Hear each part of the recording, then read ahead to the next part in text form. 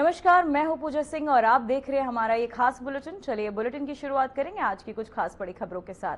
Britain PM Keir Starmer आएंगे भारत। मुंबई में PM Modi से करेंगे मुलाकात। 8 और 9 अक्टूबर को प्रस्तावित है यात्रा। और आपको बताते चले, दौरे का उद्देश्य भारत यूके संबंध को मजबूत करना है। व्यापार और सुरक्षा मुद्दों पर होगी कई अहम चर्चाएं। तो वहीं आपको बताते चले, दौरे का उद्देश्य भारत यूके के संबंधों को मजबूत करना में व्यापार और सुरक्षा के अहम मुद्दों पर भी इस पर चर्चाएं हो सकती है। ब्रिटेन पीएम कीर स्टारमर आएंगे भारत। मुंबई से पीएम मोदी से करेंगे मुलाकात। 8 और 9 अक्टूबर को प्रस्तावित है यात्रा। तो वहीं दौरे का उद्देश्य भारत यूके संबंध को मजबूत करना बताया जा रहा है। साथ ही व्यापार को भी मद्देनजर ये आपको बता दें, मुलाकात अहम मानी जा रही है, जहां व्यापार और सुरक्षा मुद्दों पर होगी कई अहम चर्चाएं। साथ ही 8 और 9 अक्टूबर को ये दौरा जो है प्रस्तावित है। मुंबई में पीएम मोदी से ये खास मुलाकात होगी। वहीं ब्रिटेन पीएम कीर स्टारमर आएंगे भारत, जहां आपको बताते चले पीएम मोदी से मुलाकात भी करेंगे। साथ ही व्यापार को लेकर ये मुलाकात जो है खास मानी जा रही है। वहीं दौरे का उद्देश्य भारत और यूके के संबंधों को मजबूत करना बताया जा रहा है। तो वहीं आपको बताते चले, बड़ी खबर जो है सामने आ रही है, जहां ब्रिटेन के पीएम कीर स्टारमर आएंगे भारत। मुंबई में पीएम मोदी से करेंगे खास मुलाकात। 8 और 9 अक्टूबर को आपको बता दें, ये खास जो मुलाकात है होनी, व्यापार और सुरक्षा को भी लेकर कई अहम चर्चाएं किए जा सकते हैं। और साथ ही आपको बताते चले, मुंबई में पीएम मोदी से करेंगे मुलाकात। 8 और 9 अक्टूबर को यात्रा प्रस्तावित बताई जा रही है। दौरे का उद्देश्य भारत यूके संबंधों को मजबूत करना है। तो वहीं आपको बताते चले, बड़ी खबर सामने आ रही है, ब्रिटेन पीएम कीर स्टारमर आएंगे भारत, जहां पीएम से मुलाकात भी करेंगे। मुंबई में 8 और 9 अक्टूबर को प्रस्तावित ये यात्रा है, जहां दौरे का उद्देश्य भारत यूके संबंध को मजबूत करना बताया जा रहा है। तो वहीं आपको बताते चले, ब्रिटेन पीएम कीर स्टारमर आएंगे भारत।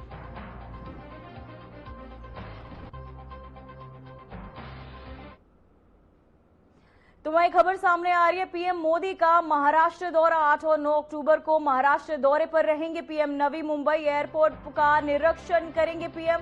एयरपोर्ट पहले चरण का उद्घाटन करेंगे पीएम मोदी। वहीं मुंबई मेट्रो लाइन 3 का लोकार्पण करेंगे पीएम। वहीं PM Modi Mumbai one app का लॉन्च भी करते नजर आएंगे। वहीं भारत का पहला इंटीग्रेटिव मोबिलिटी ऐप, जहां पीएम मोदी यूके पीएम से करेंगे मुलाकात। साथ ही ग्लोबल फिटनेस फर्स्ट 2025 में भी शामिल होंगे, फेस्ट में भी शामिल होंगे। वहीं पीएम मोदी आपको बता दें, मुंबई में एक जनसभा को भी संबोधित करते नजर आएंगे। वहीं पीएम आपको बता दें, पीएम नरेंद्र मोदी 8 और 9 अक्टूबर को महाराष्ट्र दौरे पर रहेंगे। पीएम 8 अक्टूबर को वे नवी मुंबई और अंतर्राष्ट्रीय हवाई अड्डे का निरीक्षण करेंगे। और इसके साथ ही पीएम मुंबई में कई विकास परियोजनाओं का शुभारंभ और लोकार्पण भी करेंगे। साथ ही वो एक जनसभा को संबोधित भी करेंगे। इसी बीच वो यूके प्रधानमंत्री की आपको बता दें कीर स्टारमर से भी मुलाकात करेंगे। पीएम मोदी भारत को वैश्विक एशियन आपको बता दें नजर आ रहा है। ये एक पीएम मोदी ने जनसभा को भी इस दौरे के दौरान संबोधित करते नजर आएंगे। पीएम मोदी वन ऐप करेंगे लॉन्च। तो वहीं भारत का पहला इंटीग्रेटिव मोबाइल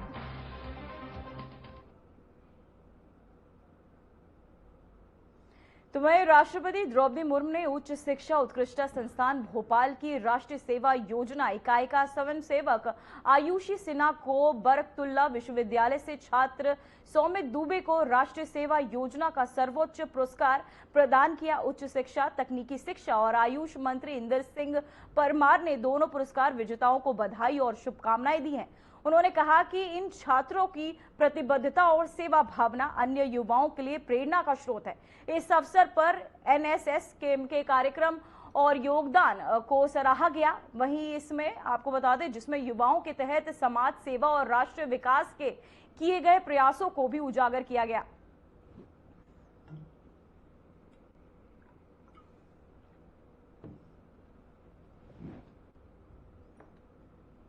तो वहीं आपको बताते चले, युवा सेवा को प्रोत्साहन, जहां आयुष मंत्री ने दी बधाई। जहां आपको बताते चले, एनएसएस योगदान की सराहना भी की। साथ ही आपको बताते चले, एनएसएस योगदान की सराहना भी की, वहीं उन्हें पुरस्कृत भी किया गया। युवा सेवा को प्रोत्साहन भी दिया गया है। वहीं आयुष मंत्री ने दी बधाई, तो वहीं युवा सेवा को प्रोत्साहन देते हुए भी नजर आई।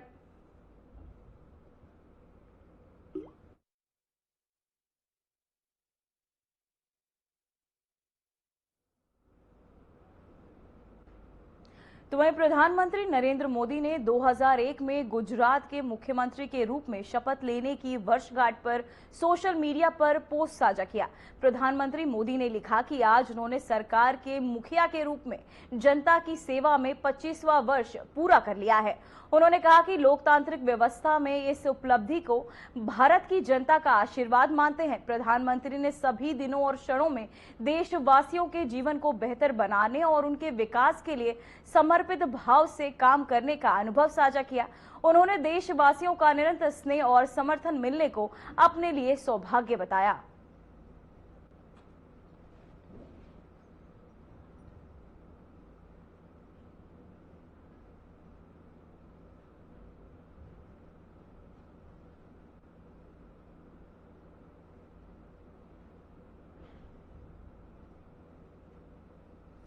तो वही रक्षा मंत्री राजनाथ सिंह ने रक्षा नवाचार संवाद कार्यक्रम को संबोधित किया और उद्योग जगत के योगदान की सराहना भी की। उन्होंने कहा कि भारत में 1.5 लाख करोड़ रुपए से अधिक का रक्षा उत्पादन और 24,000 करोड़ रुपए का रक्षा निर्यात हासिल किया है, जिसमें उद्योग और शोध संस्थानों की महत्वपूर्ण भूमिका रही है। मंत्री ने इस उपलब्धि के लिए सभी विशेषज्ञों और आपको बता दें उद्योगपतियों के प्रयासों की प्रशंसा की और कहा कि देश की सुरक्षा और आत्मनिर्भरता में उनका योगदान अहम है।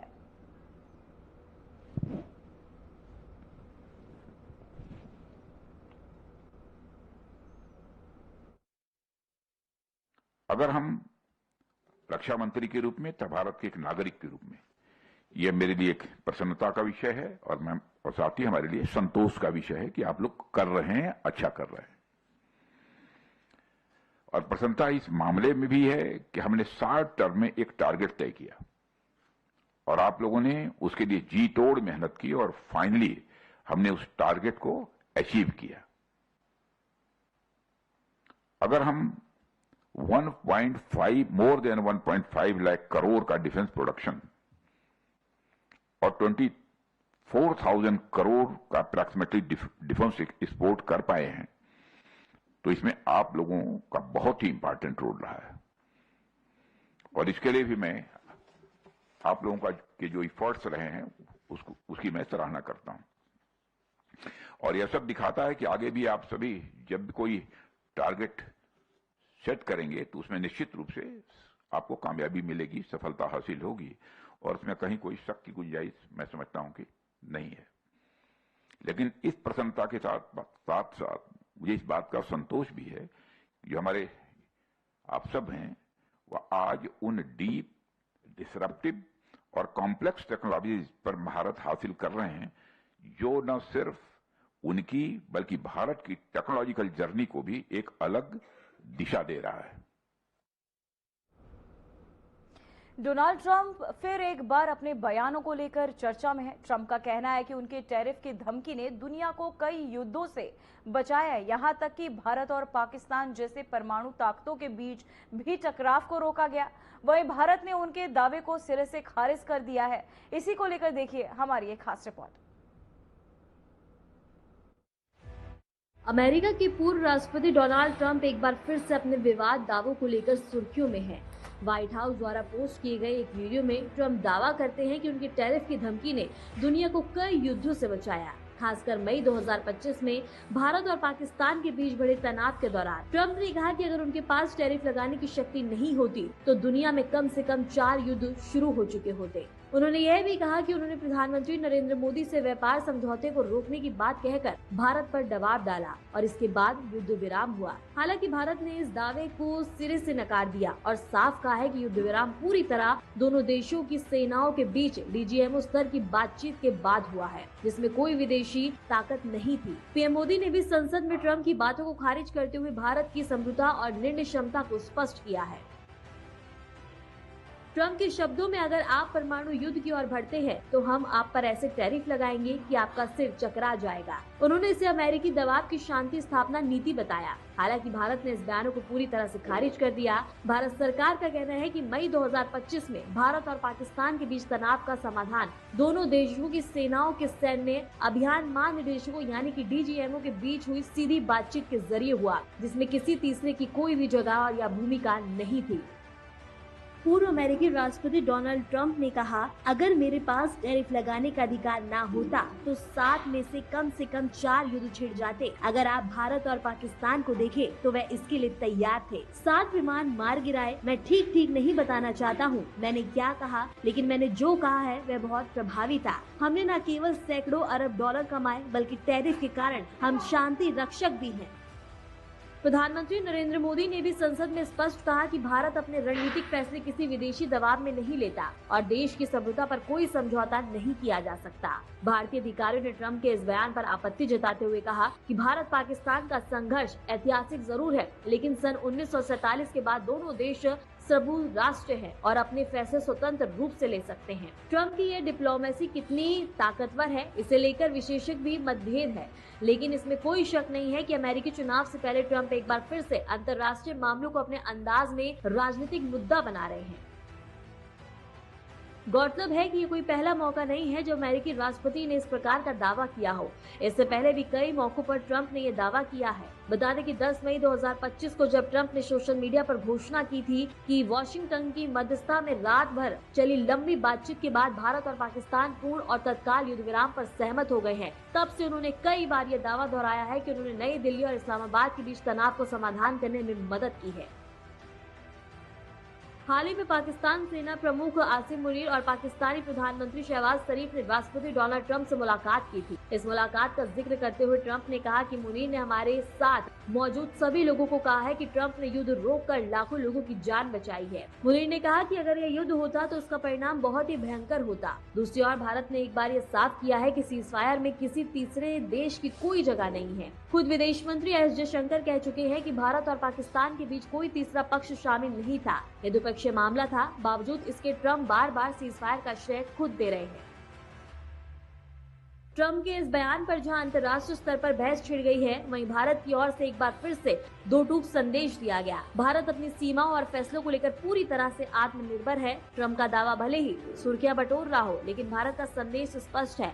हम शांति भी अपने तरीके से चाहते हैं और जवाब भी अपने अंदाज में देते हैं। Bureau report, Aryan TV. तो वहीं मुख्यमंत्री नायब सिंह सैनी जापान की यात्रा पर हैं। अपनी यात्रा के दूसरे दिन सीएम सैनी ने टोक्यो से ओसाका तक बुलेट ट्रेन से यात्रा की। यात्रा के दौरान उन्होंने जापानी परिवहन और तकनीकी व्यवस्था का अवलोकन किया। सूत्रों के अनुसार ये यात्रा हरियाणा और जापान के बीच निवेश, व्यापार और सांस्कृतिक सहयोग को मजबूत करने के उद्देश्य से की गई है। यात्रा के दौरान सीएम सैनी जापानी अधिकारियों और व्यापारिक प्रतिनिधियों से भी मुलाकात करेंगे।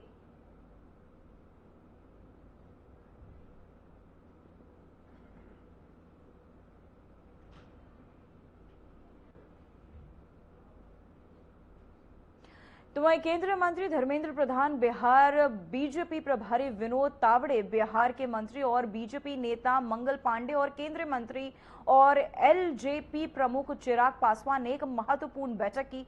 सूत्रों के अनुसार इस बैठक में बिहार की राजनीतिक तैयारियों और आगामी चुनावी रणनीति और गठबंधन संबंधी मामलों पर चर्चा की गई। बैठक में नेताओं ने पार्टी की स्थिति, आगामी कार्यक्रमों और चुनावी मार्गदर्शन पर विचार विमर्श किया।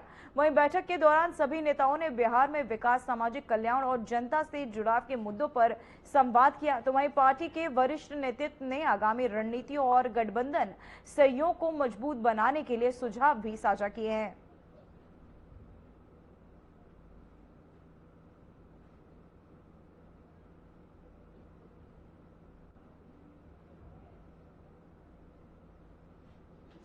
तो वहीं कतर दौरे पर केंद्रीय मंत्री पीयूष गोयल ने कहा कि कतर में भारतीय व्यवसाय के साथ साझेदारी को लेकर काफी उत्साह है। उन्होंने बताया कि कतर विकास बैंक भारतीय व्यवसायों के लिए वित्त पोषण और गारंटी देने को तैयार है।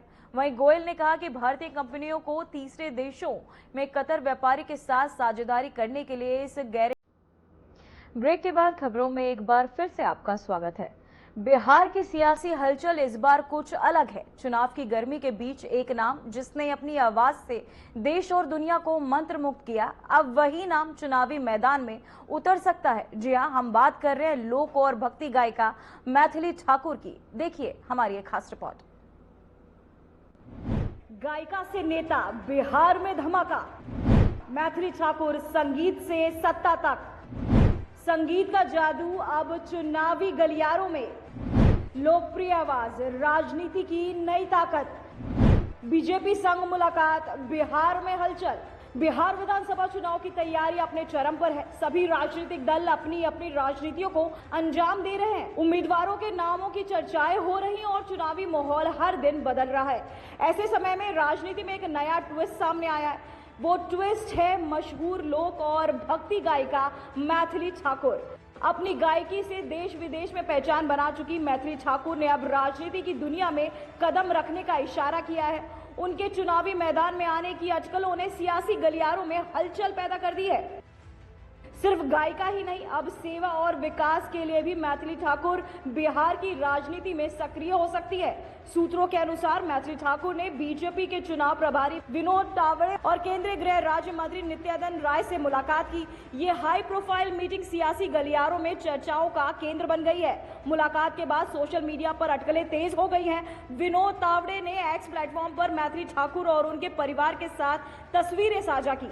उन्होंने लिखा, जिस परिवार में 1995 में लालू प्रसाद ने शासनकाल के दौरान बिहार छोड़ा था, उस परिवार की बेटी अब बदलते बिहार की दिशा देखकर लौटना चाहती है। ये बयान राजनीतिक विशेषज्ञों के अनुसार संकेत देता है कि मैथिली ठाकुर बिहार के विकास और जनता के उत्थान में सक्रिय भूमिका निभाने का विचार कर रही हैं। गायिका के इस कदम से सिर्फ राजनीति ही नहीं, बिहार के युवा और उनके प्रशंसक भी उत्साहित है। लोक और भक्ति गायिका से अब विधायक या नेता बनने की उम्मीद जुड़ गई है। मैथिली ठाकुर ने भी इस चर्चा को सोशल मीडिया पर स्वीकार किया। उन्होंने तावड़े की पोस्ट को रीशेयर करते हुए लिखा, जो लोग बिहार के लिए बड़े सपने देखते हैं, उनसे हर बातचीत दूरदर्शिता और सेवा की शक्ति की याद दिलाती है।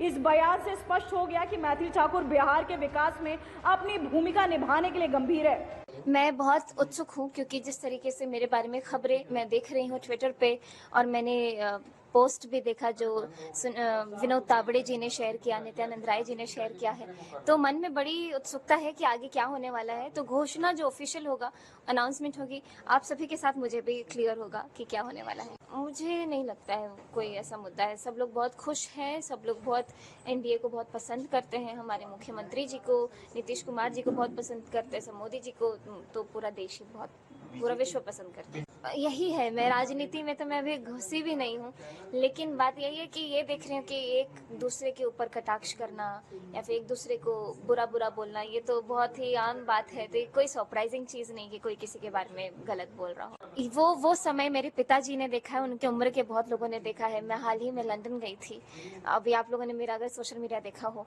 तो बहुत सारे हमारे बिहार के, हमारे मिथिलांचल के इतने बड़े बड़े डॉक्टर्स हैं, उनका एसोसिएशन है डॉक्टर्स इंजीनियर्स, जो बड़े बड़े देशों में वहाँ पे बड़े बड़े पोस्ट पे काम कर रहे हैं। तो सब उसी समय के भागे हुए निकले हुए लोग हैं जिन्होंने पलायन किया, लेकिन वापस लौट के अपने गांव नहीं आ पाए।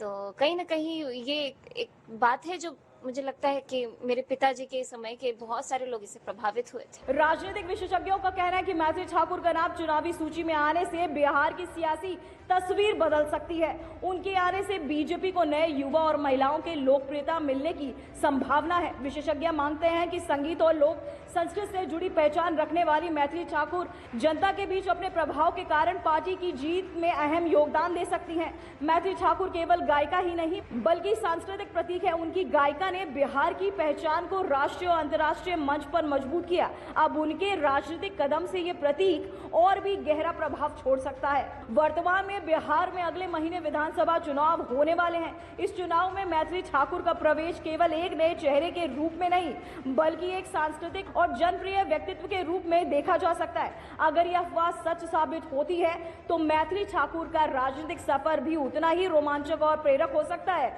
जितना उनका संगीत कर चुका है। जनता और राजनीतिक विशेषज्ञों की नजरें अब पूरी तरह से इस नए ट्विस्ट पर टिक गई हैं। क्या बिहार के युवा और लोक संस्कृत प्रेमी मैथिली ठाकुर को राजनीति में भी उसी तरह अपनाएंगे जैसे उन्होंने गायकी में किया? यही सवाल अब सबकी जुबान पर है। तो वही बिहार का चुनावी मैदान अब इस बार सिर्फ सियासत और रणनीति तक सीमित नहीं रह गया। अब संगीत और जनता की आवाज भी इस चुनाव का हिस्सा बनने वाली है। देखना होगा कि मैथिली ठाकुर की राजनीतिक पहचान कितनी गहरी छाप छोड़ती है। फिलहाल बुलेटिन में बस इतना ही। मुझे दीजिए